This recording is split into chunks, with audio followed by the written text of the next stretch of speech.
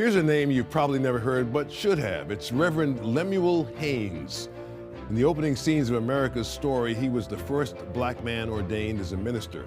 Abandoned as the child of an African father and a white woman, he developed a passion for reading and preaching and even volunteered to fight the British. But it was his authorship of a pamphlet condemning slavery as a sin, discovered 150 years after his death, that is one of his greatest contributions to history.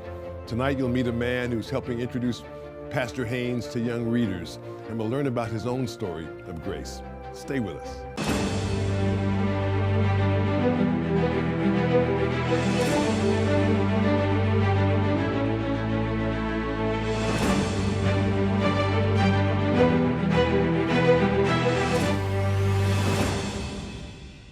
My guest tonight is the pastor in one of Philadelphia's historic neighborhoods, Germantown, a community that's seen decades of social and economic challenges. As you'll see in a minute, Anthony is passionate, especially when it comes to his family and introducing people to Jesus. This year, Crossway Books will release a beautiful book aimed at young readers, ages 8 to 13, the story of Lemuel Haynes, the preacher who challenged injustice. He and his wife, Cindy, have been blessed to have 3 children, Jaden and Olivia, and their son, Micah, who is with the Lord.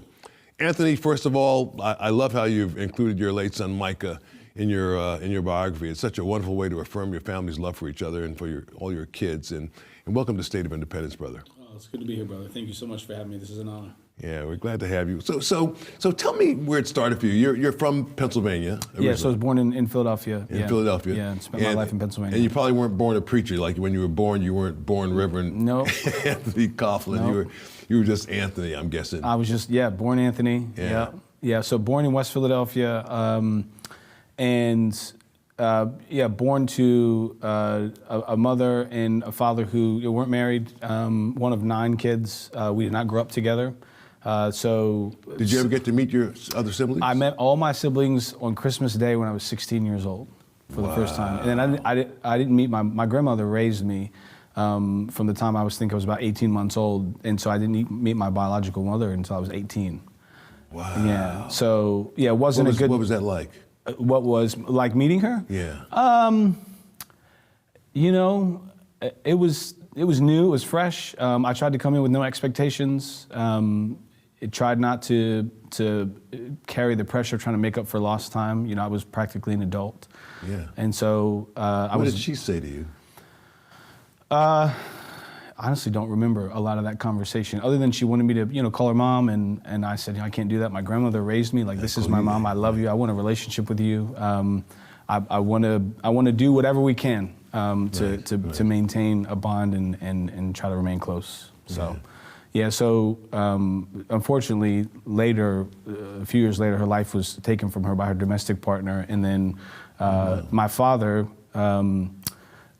Was in and out of my life growing up, so didn't have a father figure growing up, but was raised by my grandmother, who, like I said, took me in around 18 months old, was a single parent herself, had raised 3 of her own children, was in her early 40s, and said, he can't stay in the condition that he's in. I'm going to take care of him, and did her very best to love me, care for me, provide me some stability.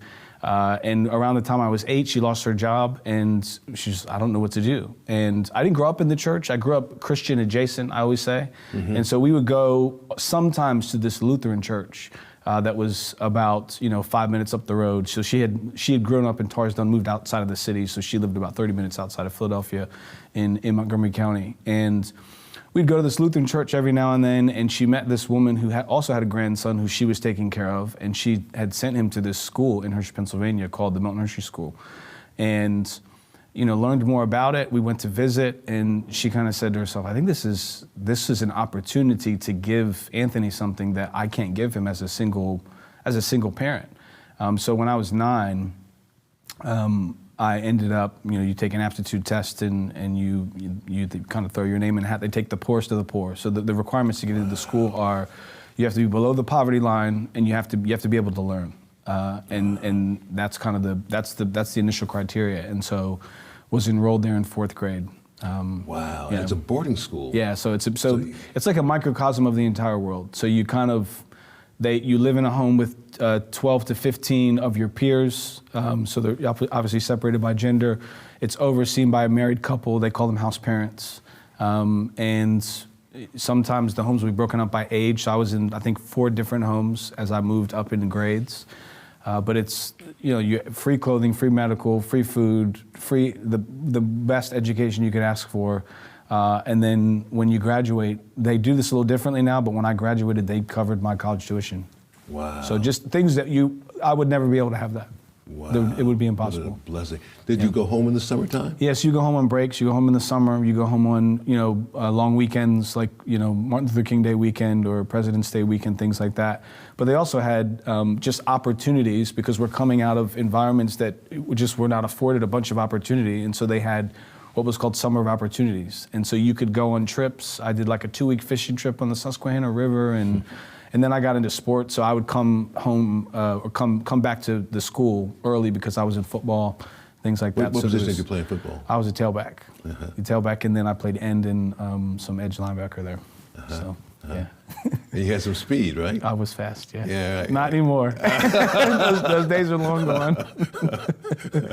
Yeah, that's great. So you go to college, and your college is paid for. College is awesome. paid for. Awesome. Yeah. And you played sports in college? Yeah, I played a little football for a very short amount of time, and then I just ran track for the rest of the time. It's different when you get to college, right? You from high school to college in terms of the commitment. Like in playing sports, it's like all of a sudden it's like, a huge commitment. That was one of the reasons I decided I wasn't going to continue to play, and that too. And I came out of an environment that was very small, very close knit. Everybody I grew up with at the Milt, we call it the Milt. So everybody I grew up with there, just didn't have to explain a lot because we all knew we were coming from similar backgrounds, and they were like brothers and sisters. It was like family, and you transition into a completely different world, and there was just some challenges there. Yeah. So yeah. Yep. So after college, so you're a pastor today. Yeah. So that's something happened. You're right. Who would have thought? Who would have thought? I mean, the same is true of me. I came home one summer after I became a Christian. I was a minister, and one of my friends said, "So what happened to you?" I remember the guy that was a teenager playing basketball. But what happened to you? I mean, something happened to you to make you like this. Yeah. And then I was able to tell him, how I came to Christ. Did you have a moment, an episode in your life where you said, you know what? I want to follow Jesus? Yeah, so right before I went off to boarding school, we had moved into a new apartment, and across the lot was a home, and there was a Christian family in that home, and they had at the time 2 kids, and their son was my age, and we became very fast friends. And we're sitting down to play video games one day, and he had a game system that I didn't have, and I'm like, I can't wait to play this. Like, this is gonna be great. And he goes, well, before we play, you have to listen to me, tell you this story. I have to tell you something. And I said, okay, but we're gonna play, right? Yeah, we're gonna play. And he shared the gospel with me. He made me sit and listen to the gospel. And he said, all right, you need to pray a prayer with me now. And I said, okay. And so he made me pray what many would call the sinner's prayer, right? So I prayed the sinner's prayer, totally ingenuine, did not mean it. Right. And I said, can we play video games? Right. And so he goes, yeah, but you're a Christian now. Oh, okay, great. Okay, you're right. All right. And so a few months later, we go to this play. It's a Christian play. It's at a church. Someone that my grandmother was working with had invited us. I could come to find out she'd been praying for me for, as long as she had known me. And the pastor gets up. Bobby's with me. That was the kid who shared the gospel with me. He's with me. And the preacher gets up after the play's over, and he shares the gospel again. And I was just cut. I'm cut to the core. I'm a sinner. My heart was convicted. And I get up. I gotta go. He's doing an altar call. I have to go up and confess my sins. And Bobby goes, what are you doing? Yeah. I said, I gotta go up there. He said, you can't do that. I said, why not? He said, you did that with me. I said, I'm sorry, brother. I didn't mean that. But I feel drawn to this. So I, went up, wept, and I think it was a genuine moment of repentance and faith in Christ. And then I went off to boarding school. And so no church home, no one to disciple me. Right. There were Christian teachers and coaches here and there, Christian house parents. But I didn't know what it meant to follow the Lord. The only thing that I would say is every time I would sin, I was convicted that I was sinning against Christ. And that just never left. And then I get into college, I'm kind of living like the world, convicted, guilty. My conscience was bothered. I, tried to fill that with all sorts of things that you think you would fill it with in college, relationships, a little bit of alcohol. I wasn't a big drinker, but a little bit of that. I was into hip hop, so I plunged myself into some of the music that I was listening to, which made me very angry and angsty. And just through a series of very unfortunate events, I just came to an end of myself. And I remember I got into an argument with the person I was in a relationship with, and I went back to my dorm room. I was like, Lord, I cannot do this anymore. Like, I am trying to satisfy pleasures that it's not working. I am trying to fill a hole in my heart that it's not working. Nothing I'm doing is working, and I know that I'm running from you. I will do whatever you want. I will go wherever you want me to go. I will say whatever you want me to say. I'll do whatever you want. And I fell asleep praying on the floor. And I woke up the next day, and two distinct desires that just stand out, like it happened yesterday. I wanted to read my Bible, and I wanted to tell other people about who Jesus was, and it was instant. So whether it was at that play or on my dorm room floor, somewhere the Lord saved me. Wow, that's a powerful story, Yep. and the desire to, you surrendered your life to Him, obviously, because you're trying to do all your own stuff in college, and then you realize I can't do this anymore, and you say, you know what, Lord, I'm surrendering to you. Yeah. You just take over, and then you wake up the next morning and you just want to read the scriptures, you want to share the good news with other people. Yeah. And then so when did you go to seminary right after college, or? I have not been to seminary. I piecemealed a lot of. I also don't know how I got through undergraduate school, because doing all my educational work and English work, I just read voraciously. So if I had friends who were in seminary and they were reading, I was like, what is that? I'll read it, give it to me. And I'm reading systematic theologies, I'm reading the Puritans, I'm reading anything I can get my hands on. And I'm going to church. So I was traveling from Reading to Pennsylvania to a church in Philadelphia, getting good expositional preaching. And when did you get the call to be a pastor? Somewhere in college. So I was leading a college ministry into my sophomore year. I'd been asked to lead this college ministry on campus, and I just felt a distinct burden to want to care for the people of God. I want to take care of them. I want to preach. I want to teach them. I want to see them mature and grow. I want to care for and love on the sheep that belong to Jesus. Yeah. And so, and I kind of just had set that to the side and said, Lord, you do whatever you want with that. Like, the pastor is not, to be taken lightly. And if it's in the cards, Lord, you'll do it. And I graduated from college, married Cindy, and we joined a little church plant in the northeast section of Philadelphia in a neighborhood called Bridesburg, which is the only only neighborhood east of 95. I'd been in Philadelphia and in and around the city my whole life. I did not know that Bridesburg existed until I was there. And so we served at a church there for 7 or 8 years, and about 3 years into my time there, I'd been walking with one of the lead pastors there, and he'd been training me and discipling me, and came alongside him and helped him pastor as well. Wow. So that's how I got into the pastorate. Wow. Yeah, and took courses here and there when I could. Did some learning at Westminster, and did some online learning, and did some classes with I don't even know if the ministry's still around anymore, called Lamp Philly. Yeah. Well, God calls His people to do this. He calls people to lead His sheep, brother. To shepherd His sheep, and you're one of them. That's a blessing. I am. That's a blessing. Yeah. It's not easy work either, is it? No, it's not, brother. I'm a sheep before I'm a shepherd. Yeah. But pastoring is hard work. It's a joyful work. It's an encouraging work. I'm happy to be at the church that we're at now in Germantown. So, we're at a multi-ethnic church that is 10 years going. I did not plant the church.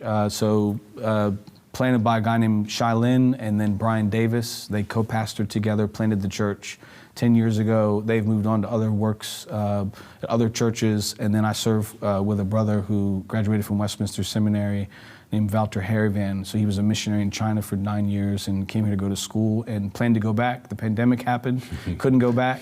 We needed another pastor. I said, I'm not doing this all by myself. And he, he said, I'll help. The church voted on him, and we co-pastor together.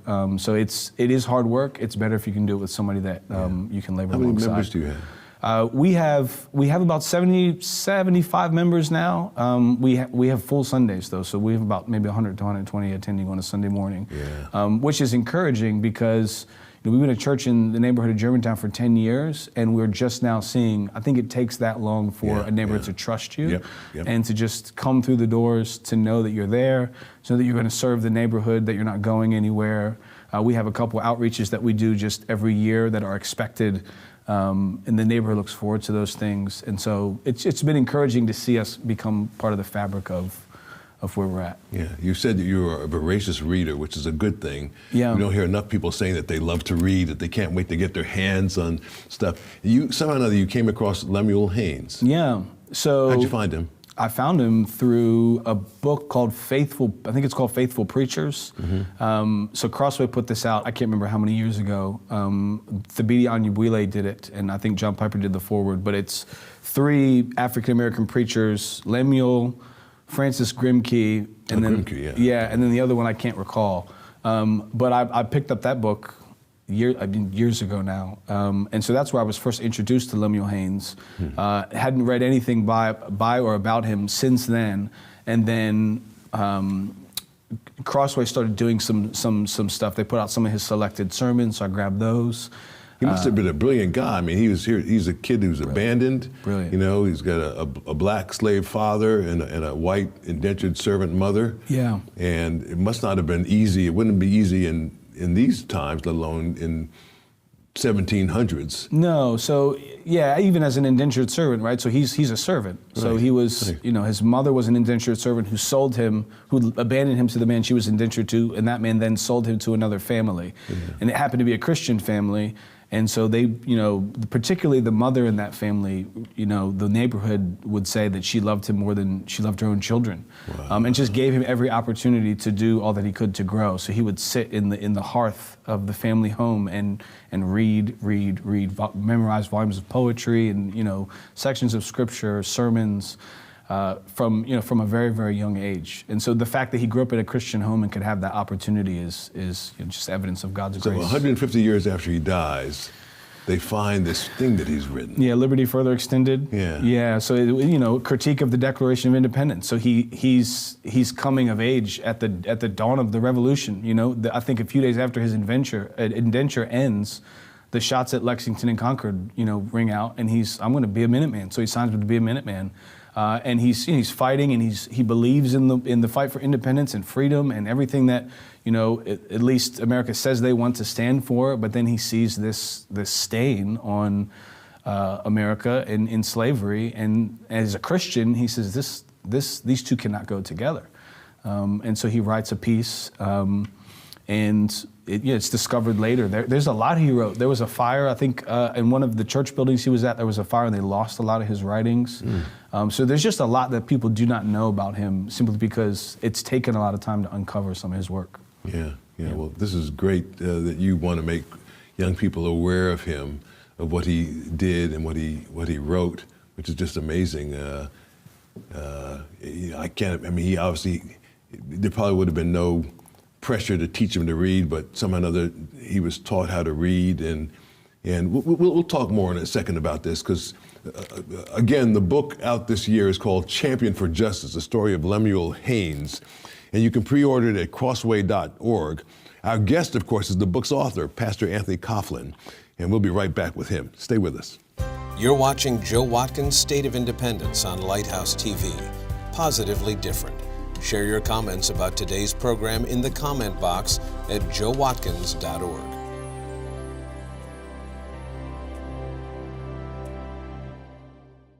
Pastor Anthony Coughlin, his wife Cindy, and their family have a deep love for Germantown and the rest of Philadelphia. It's a community filled with history, including being home to wonderful educational institutions and the headquarters to worldwide mission movements. But today, Germantown is a community in need of real hope and healing. Anthony, your congregation at Risen Christ Fellowship is a bright light in the community in desperate need. I mean, I'm glad you're there. Yeah, I'm glad to be there. And I'm glad to hear you say the words that they trust you enough now that people will come in off the street on a Sunday to worship with you. Yeah, so I think it's just a testament to God's grace and faithfulness and just doing the simple, plain, faithful work of preaching the gospel faithfully every Sunday, every Thursday, having open doors, members that want to be in the neighborhood and want to serve the community, connecting with people, even people that have been sat at this table. Rita Whitaker at Life Turning Point, so we work with her, and a lot of the women there come to join us on Sunday mornings for service. And so, yeah, just the faithful, steady work of just doing basic, kind gospel ministry, it pays off. It pays off. Yeah, it's very fulfilling, I think, if you do what it is the Lord wants you to do. I mean, you surrendered your life at a young age, which is why you're still a young man. Yeah. But you surrendered your life to the Lord, and it's really a blessing and very fulfilling to do His work. I was a pastor for 23 years in Philadelphia. I know how hard it is, but it's also fulfilling when you see lives change, or when you're able to help somebody who needs help, when you're able to love somebody who's been unloved. You know, and all that is worth more than money. Oh, brother. So yeah, to see marriages flourish, to see people come out of addiction, to see even people just grow in their understanding of what it means to follow Jesus. You know, Paul says we're being changed as we behold the face of Christ. We're being changed from one degree of glory to the next.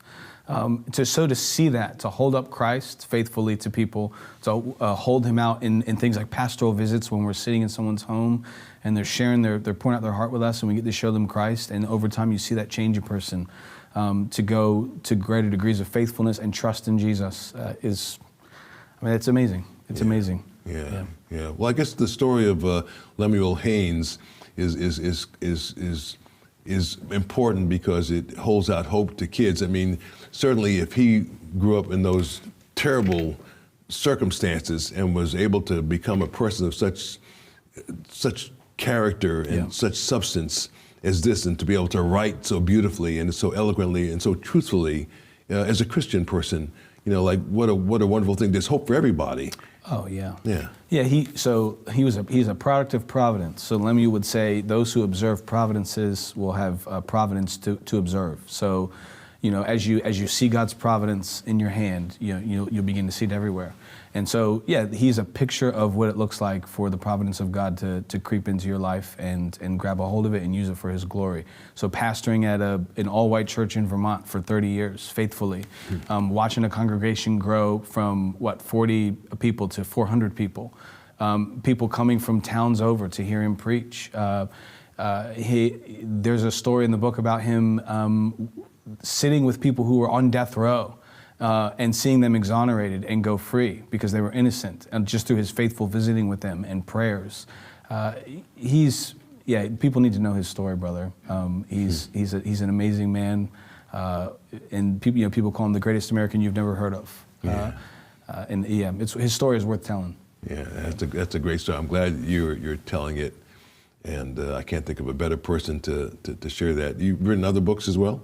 I've not written anything else. So who knows? This is the beginning? This could be the beginning of whatever the Lord would have for me. So I'd known I wanted to write something.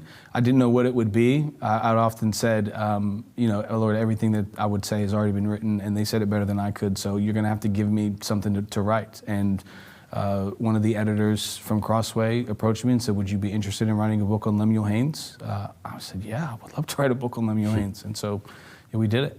Wow. Yeah. Well, this could be just the very beginning.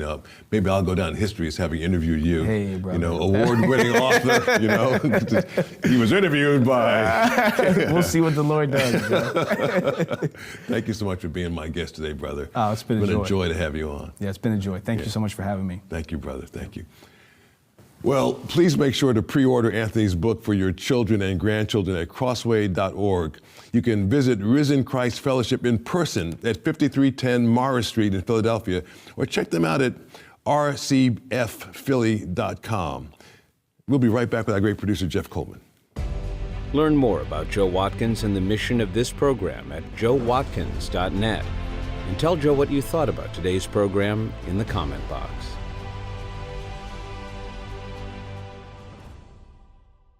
And now let's talk to our great producer, Jeff Coleman.